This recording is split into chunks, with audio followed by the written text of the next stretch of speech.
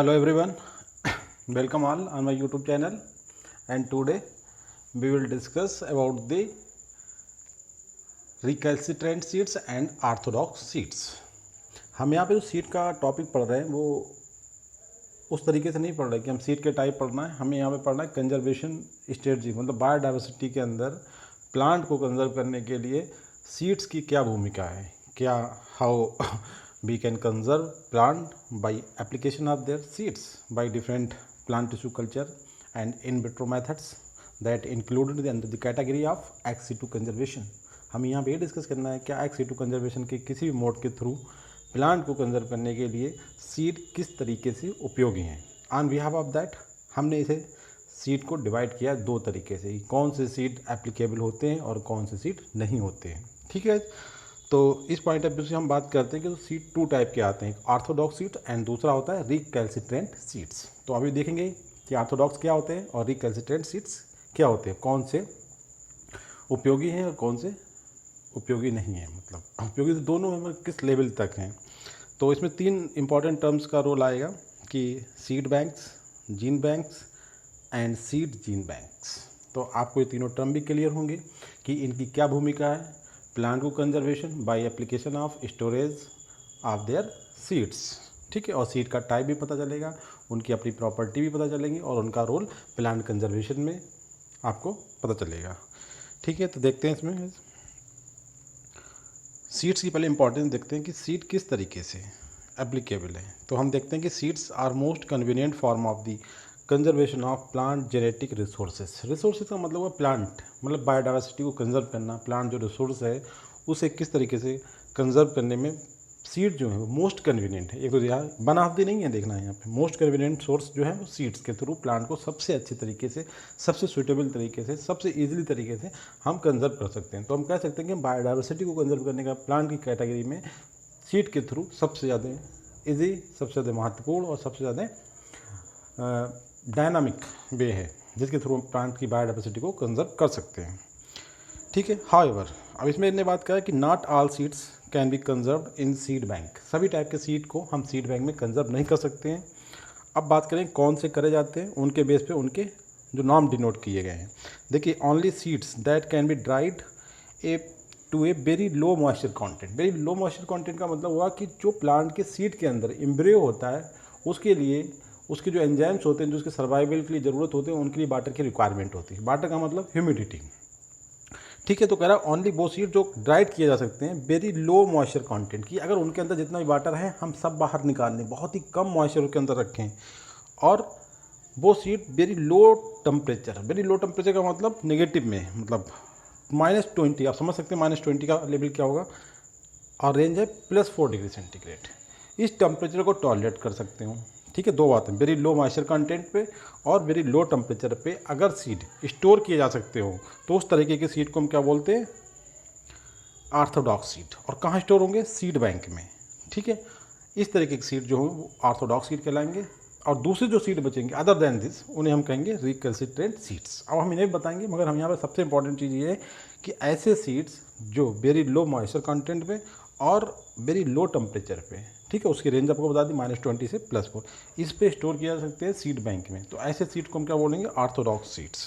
और दूसरी जो कैटेगरी होगी वो रिकैल्सिट्रेंट होगी, मतलब जो इस कंडीशन पे सीड बैंक में स्टोर नहीं किए जा सकते उन्हें हम बोलेंगे रिकैल्सिट्रेंट सीड्स. ठीक है, देखते हैं टाइप ऑफ सीड्स. तो वही बात आएगी, एक तो कैटेगरी हम बता ही चुके. तो कह रहा क्यों इंपॉर्टेंट है, तो to distinguish type of seed when stored in seed bank. जब सीड बैंक में स्टोर करते हैं उससे पहले हमें ये जानना जरूरी है कि ये सीड जो है रिकैल्सिट्रेंट है या ऑर्थोडॉक्स है. ठीक है, फिर से एक बार बात कर लेते हैं. ऑर्थोडॉक्स आपको क्लियर तो हो ही गया है, इसे रिवाइज कर लेते हैं. Seeds are most convenient form in which we can store them and distribute plant germplasm. होता नहीं, डिस्ट्रीब्यूट का मतलब ट्रांसफर, एक स्थान से दूसरे स्थान तक अगर हम किसी प्लांट को ले जा रहे हैं तो सबसे अच्छा तरीका, सबसे सूटेबल तरीका है कि हम उसके सीड की फॉर्म में उसे ट्रांसफ़र करें एक स्थान से दूसरे स्थान तक.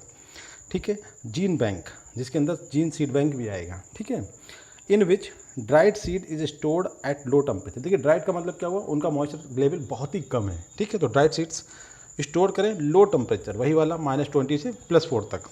Are most biodistributed form of ex situ conservation. इस तरीके से अगर हम सीड को कंजर्व कर रहे हैं ठीक है, तो ये XC2 कंजर्वेशन, XC2 समझ रहे हैं, ट्रांसफर दूसरी जगह पे, तो XC2 कंजर्वेशन की सबसे ज़्यादा यूज होने वाली मेथड है। Seeds which can be stored in this manner, अगर इस तरीके जो सीड स्टोर किए जा सकते हैं उन्हें हम बोलते हैं ऑर्थोडॉक्स सीड्स। ठीक है, और ये सीड कहाँ मिलते हैं?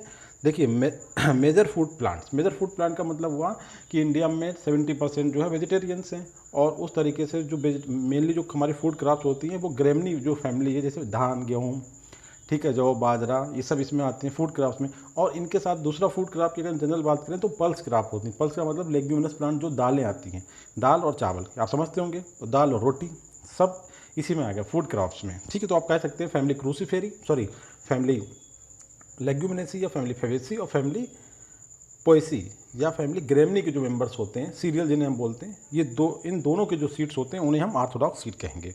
ठीक है, produce this category of desiccation tolerant seed. ठीक है, तो जो आपके लेग्यूम्स होते हैं और जो सीरियल क्रॉप्स होती हैं मेनली, ये जो होती हैं ऑर्थोडॉक्स सीड्स होते हैं। ठीक है, अब ओवर द ईयर कह रहे हैं technique for conserving Orthodox seed for several tickets, मतलब कई दशकों तक इन्हें हम स्टोर कर सकते हैं। वो भी टेक्निक डेवलप हो गई, क्योंकि ये सीड सूटेबल होते हैं। तो सूटेबल का मतलब कि हम 5 साल के लिए सूटेबल कर लें, नहीं, आज हमारे पास इतनी टेक्निक है कि हमने कई दशकों तक, मतलब 100 ईयर्स तक हम सीड को स्टोर कर सकते हैं। ठीक है, कैसे करेंगे? देखिए, these involve drying the seeds to low moisture content. ठीक है, मतलब इनके अंदर का पानी सब हम बाहर निकाल लेते हैं, लो मॉइस्चर कंटेंट का मतलब ये हुआ। फिर स्टोर करें इन्हें थीमेटिकली सील्ड कंटेनर में, ठीक है, जिनका टेम्परेचर बहुत ही कम है, कितना, -18, वही मतलब -20 से +4 वाला, प्रेफरेबली एंड -18 डिग्री सेंटीग्रेड पे, या फिर इससे भी ज़्यादा है लो, कूलर। ठीक है, तो दिस प्रोसीजर जो होता है वो वाइडली ऐसे adopted by seed bank. Seed bank में इसी तरीके से सीड को स्टोर किया जा सकता है। ठीक है, आगे देखते हैं प्लांट जर्म प्लाज्म इन लाइव स्टेट। प्लांट का जर्म प्लाज्म अगर जिंदा है, लाइव का मतलब वो प्लांट प्रोड्यूस करने की कैपेसिटी रखता है, तो वो क्या है? वाइबल सीड्स है। सीड 2 तरीके के होते हैं, हमें लगता है सीड जिंदा है, मगर सीड के अंदर जो एम्ब्रियो होता है वो खत्म हो चुका होता है। जब हम सीड की टेस्टिंग करते हैं, जैसे बोलते हैं जर्मिनेशन टेस्ट, तो 10 सीड सपोज कर लेते हैं, हम लेते हैं, तो पता चला उसमें 7 सीड्स ही प्लांट प्रोड्यूस कर पाते हैं, 3 सीड में जर्मिनेशन नहीं होता है। तो सीड का मतलब हुआ जिनके अंदर लिविंग एम्ब्रियो प्रेजेंट होता है। तो कह रहा प्लांट जर्म प्लाज्म का मतलब है कि वो लाइव स्टेट में कहाँ है? वाइबल सीड्स में, नॉन वाइबल सीड में नहीं है, वो डेड हो चुका है। ठीक है गाइस, तो इस तरीके से हम आपने देखा कि, तो आपने देख लिया होगा कि प्लांट जर्म प्लाज्म की बात जो कर रहे हैं, ये किस बिहाफ पे कर रहे हैं कि प्लांट का जर्म प्लाज्म लिविंग स्टेट में केवल वाइबल सीड्स में होता है, नॉन वाइबल सीड में प्लांट का जो जर्म प्लाज्म होता है वो लाइव स्टेट में नहीं होता है।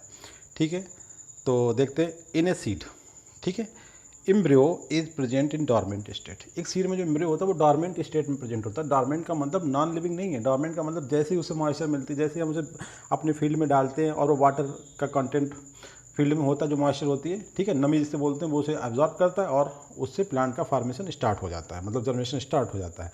अब जो नॉन वाइबल सीड्स होंगे उसके अंदर मॉइस्चर लेने के बाद भी प्लांट का फॉर्मेशन नहीं होगा। तो कहने का मतलब है प्लांट का जर्म प्लाज्म लाइव स्टेट में केवल वाइबल सीड में होगा, नॉन वाइबल सीड में नहीं होगा।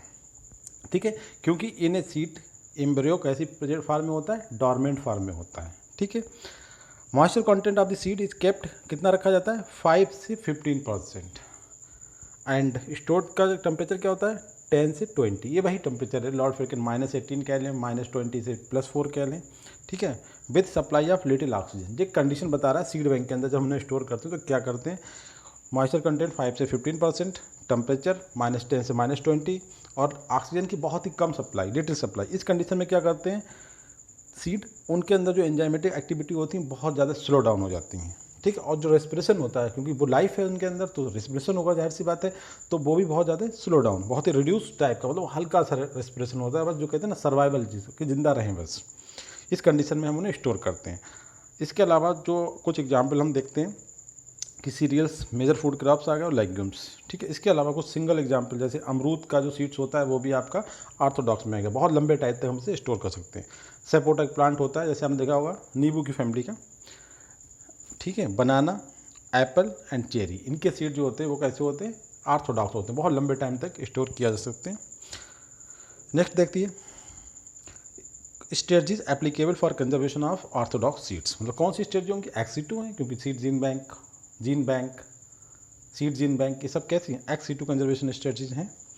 तो इसे देख लेते हैं। The preservation of plant germplasm in seed bank is one of the more useful technology of x-C2 conservation. X-C2 conservation का बहुत अच्छा जो इम्प्लीकेशंस है, बहुत अच्छा इनका रोल है सीड को स्टोर करने का।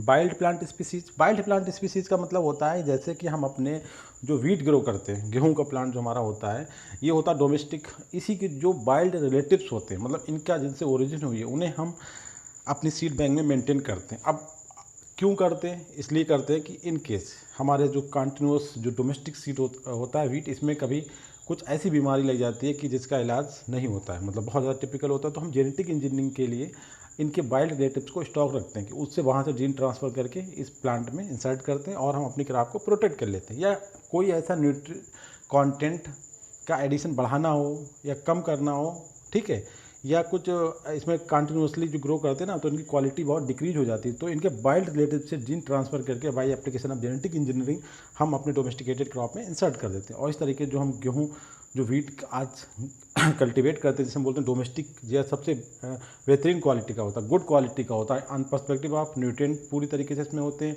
डिजीज रेजिस्टेंट होता है, वाटर की क्वांटिटी मतलब कितनी चाहिए कितनी नहीं है, कि ऐसा नहीं बहुत कम वाटर अगर मिला तो डेथ हो जाए प्लांट की, ऐसा भी नहीं होता है, मतलब ड्रॉट रेजिस्टेंट भी होता है।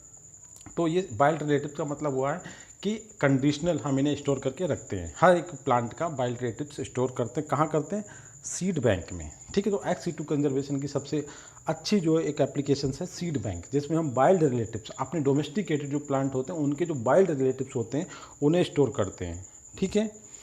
अदर मीन्स क्या है, जीन बैंक भी और सीड जीन बैंक, तीन एप्लीकेशन टोटल हो गए। देखिए एक्स-सी2 का seed bank, gene bank, seed gene bank, इनमें हम किन्हें स्टोर करते हैं, डोमेस्टिकेटेड जो हमारी क्रॉप्स है उनके वाइल्ड रिलेटिव्स को, कहने का मतलब है जिनसे इनकी इन पास्ट में ओरिजिन हुई है। जैसे आपकी वीट की ओरिजिन आपने देखा होगा 3 डिफरेंट टाइप की ग्रासेज से हुई है, तो वो ग्रासेज जो हैं वो हमारे डोमेस्टिकेटेड वीट के लिए वाइल्ड का काम करेंगी, ठीक है।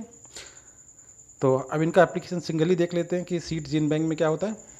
In seed gene bank germ plasm is stored as seed of various essence samples के फॉर्म में।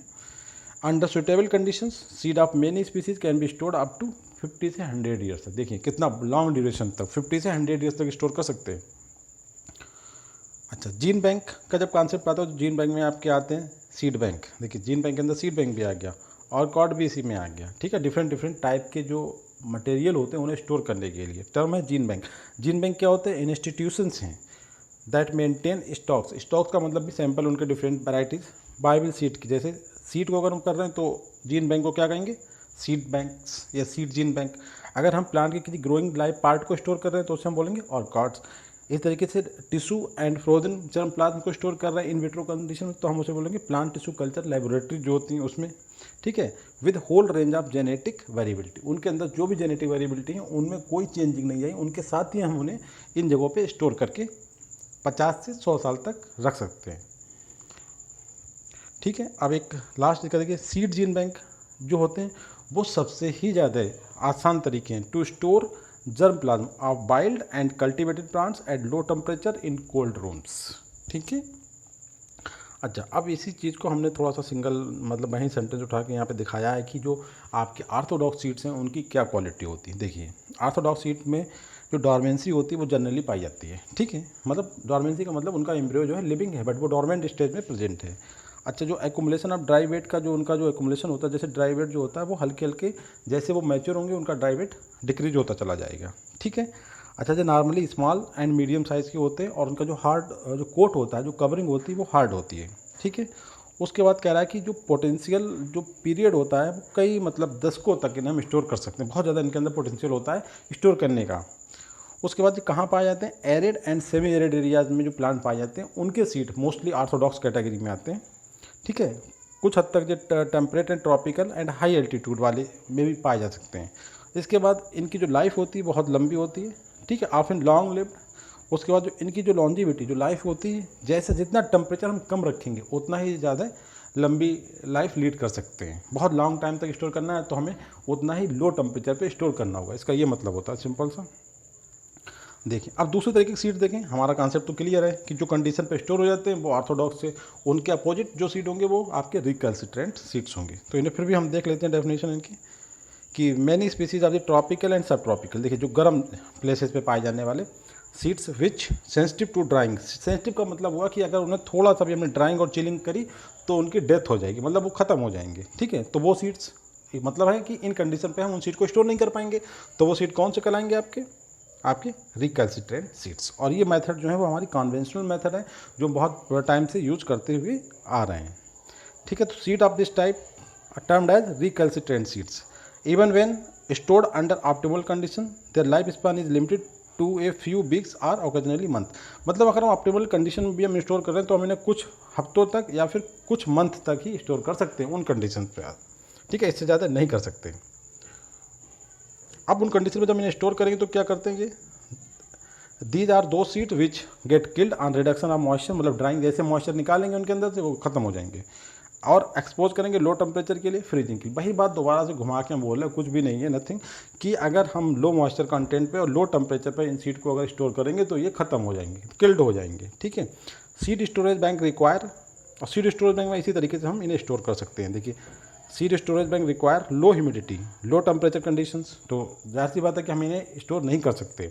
This seed can not tolerate above condition, they can be stored for shorter duration after treatment with fungi in room having humid air and normal condition. बस एक ही तरीका है जो इन्हें month तक हम स्टोर कर सकते हैं। वो कैसे कर सकते हैं, एक कोल्ड रूम में फंजाई के साथ, फंजाई आपको पता है ऐसे प्लांट होते हैं जो अपना फूड मटेरियल नहीं बना पाते हैं, तो इन सीड के ऊपर फंजाई का नेटवर्क डाल देते हैं, और फंजाई जो होती है, जो एटमॉस्फेयर से मॉइस्चर होती है, वो उसे टेकअप कर लेती है, और वो मॉइस्चर की वजह से ये कुछ मंथ तक केवल इनकी जो वायबिलिटी होती है वो बनी रह सकती है, अदरवाइज ये स्टोर नहीं किए जा सकते for a longer period of time. Plant with recalcitrant seeds grown, अब इन्हें इनकी तरीका क्या है, कहाँ पे ग्रोन कर जाएंगे, देखिए और कार्ड्स में हम ग्रो कर सकते हैं। ठीक है, plants with recalcitrant seeds are grown in organ where all possible strength, strength का मतलब वैरायटी, कल्टीवर्स, ठीक है, जहाँ पे मेंटेन रहती हैं। इनके लिए सीड जीन बैंक का कॉन्सेप्ट नहीं है, वहाँ पे ये स्टोर नहीं किए जा सकते। In such cases plants are kept in orchard and maintain through ex situ operation. ठीक है, अब इनके एग्जाम्पल देखिए, एग्जाम्पल में इनके आएंगे seeds of trees and syrup, जो ट्री और सिरप, झाड़ के और जो प्लांट ट्री होते हैं, बड़े बड़े प्लांट जो होते हैं, उनके सीड्स इस कैटेगरी में आते हैं। और हमने जो एग्जांपल आपको दिए हैं कि जो हमारे लेग्यूमिनस प्लांट्स होते हैं या जो हमारे ग्रेमनी के प्लांट होते हैं, जो हमारे सीरियल्स फूड क्रॉप्स होती है, ये सब क्या होते हैं, हर्ब्स होते हैं। धान का प्लांट, गेहूं का प्लांट, वीट का प्लांट, मक्का का प्लांट, ये सब क्या है, ये हर्ब्स हैं। इसका मतलब ट्री और श्रब्स के प्लांट जो होते हैं इस कैटेगरी में आते हैं, जिनके सीड रिकैल्सिट्रेंट सीड्स होते हैं, जैसे कि टी। इनके अलावा coca, jack fruit, coconut, lychee, palm oil tree, rubber का plant, jamun, mango, mangosteen, durian, avocado, citrus and rambutan, इनके प्लांट के सीड कैसे होते हैं, रिकैल्सिट्रेंट सीड्स होते हैं। अब इनके फीचर देख लेते हैं, वही फीचर जो ऊपर डिस्कस किए हैं वही फीचर्स होंगे। ठीक है, देखिए देयर लाइफ स्पैन कैसा होगा, कुछ हफ्तों का होगा, वो भी अगर बहुत चलेगा ओकेजनली मंथ का। Sensitive to drying and chilling, उसके लिए बहुत मतलब सेंसिटिव होते हैं, इनकी मतलब स्टोर नहीं किया जा सकते उस कंडीशन में। ठीक है, they get killed on reduction of moisture, जैसे इनकी हम मॉइस्चर निकालेंगे ये किल्ड हो जाएंगे। ठीक है, they can be stored for shorter duration after treatment with fungi, बस फंजाई के साथ इन्हें कोल्ड रूम में अगर हम कुछ टाइम तक स्टोर कर सकते हैं, अदरवाइज नहीं कर सकते। ठीक है, plant with recalcitrant seeds grown in orchard, बस ऑर्कार्ड में इन्हें हम ग्रो कर सकते हैं, where all possible strength and varieties are maintained.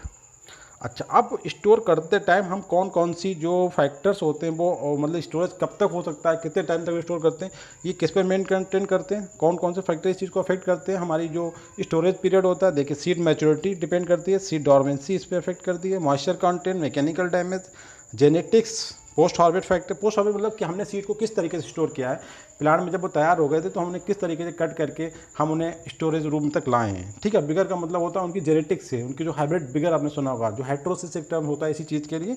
ये जो 7 फैक्टर हैं ये डिपेंड करते हैं कि किस प्लांट के सीड को किस टाइम तक हम स्टोर कर सकते हैं। ठीक है, एडवांटेज ऑफ सीड स्टोरेज का क्या है, तो आपने देख लिया इस तरीके से।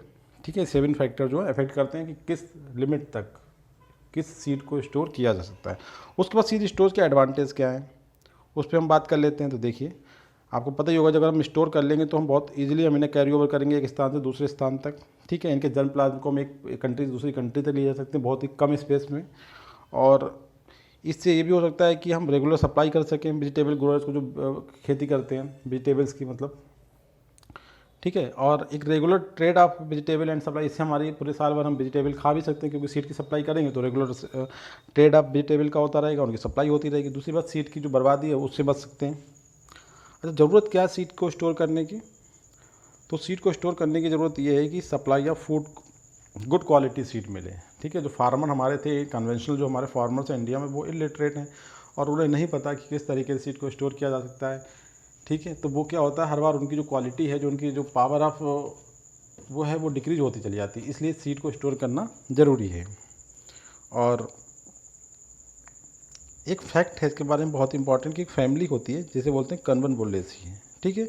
इस फैमिली के बारे में एक आ जाता है, इसकी जो सीड्स होते हैं वो इन बर्थ, मतलब बनने से ही कैसे होते हैं, फिजिकली डॉर्मेंट सीड होते हैं। ठीक है। तो ये ध्यान रखना है कि इस फैमिली की जो कनवन बुल्लेसी फैमिली है, इसके जो सीड्स होते हैं वो फिजिकली डॉर्मेंट होते हैं। इसे ध्यान रखना है गाइस। तो इस तरीके से हमने recalcitrant seed and Orthodox seed का टॉपिक कंप्लीट कर लिया है। एक वेरी इंपॉर्टेंट, इनके एग्जाम्पल ध्यान रखें क्वेश्चन आने के लिए, क्योंकि एग्जाम्पल पूछ जाता है कि इन विच ऑफ द फॉलोइंग कौन सा सीड रिकैल्सिट्रेंट है, कौन सा नहीं है। और एक जनरलाइजेशन मैंने आपको बताया कि जो हमारे मेजर फूड क्रॉप्स हैं, जिसमें आपके ये मान के चलें कि जो हमारी दालें हैं और हमारे जो धान गेहूँ चावल वाली फैमिली होती है, जिसमें बोलते हैं ग्रेमनी फैमिली, और लेग्यूमिनेसी फैमिली के जो सीड्स होते हैं स्मॉल साइज़ के। एक सबसे इंपॉर्टेंट चीज़ आपने यहाँ पे देखी है कि इन्होंने जो फैक्टर बताया है कि जो सीड छोटे साइज़ के होते हैं। ठीक है। ये जो फीचर्स आप देखिए इसके, हमने जो आपको बताया, ये इंपॉर्टेंट चीज़ है, इसे ध्यान रखें तो आपका कॉन्सेप्ट थोड़ा सा क्लियर होगा कि जो ऑर्थोडॉक्स सीड्स हैं वो कैसे हैं, स्मॉल एंड मीडियम साइज़ के हैं, और इनका जो टेस्टा है, जो कवरिंग है, वो बहुत हार्ड होती है। तो छोटे वाले सीड जो है वो ऑर्थोडॉक्स हैं। आप समझ लीजिए किन किन क्रॉप में छोटे सीड होते हैं स्मॉल साइज़ के, और टेस्टा बहुत हार्ड होना चाहिए, जो उनके ऊपर कवरिंग है वो हार्ड होनी चाहिए, तो वो ऑर्थोडॉक्स हैं। ऑर्थोडॉक्स सिंपल, फिर से एक बार मैं बता रहा हूँ कि जो सीड जीन बैंक या सीड बैंक की जो कंडीशंस होती है कि low moisture content and low temperature पर स्टोर हो जाए for a longer period of time with viability, अपनी उस बने रहें, सर्वाइव, जिंदा भी बने रहें, वो सीड ऑर्थोडॉक्स सीड कहलाते हैं। और जो इन कंडीशन पे स्टोर नहीं किए जा सकते, केवल उनकी वाइबिलिटी 1 मंथ के लिए होती है या कुछ वीक के लिए होती है, और केवल वो फंजाई के साथ एक कोल्ड रूम में स्टोर किया जा सकते हैं, उन्हें हम रिकैल्सिट्रेंट सीड कहते हैं। और ये वाली कैटेगरी जो ट्री होते हैं, बड़े बड़े प्लांट, और जो श्रब्स होते हैं, झाड़ी वाले प्लांट, उन इस तरीके के प्लांट और झाड़ियों से जो सीड्स मिलते हैं वो आपके रिकैल्सिट्रेंट सीड्स होते हैं, जैसे हमने बताया चाय का प्लांट। ठीक है। Thank you very much guys.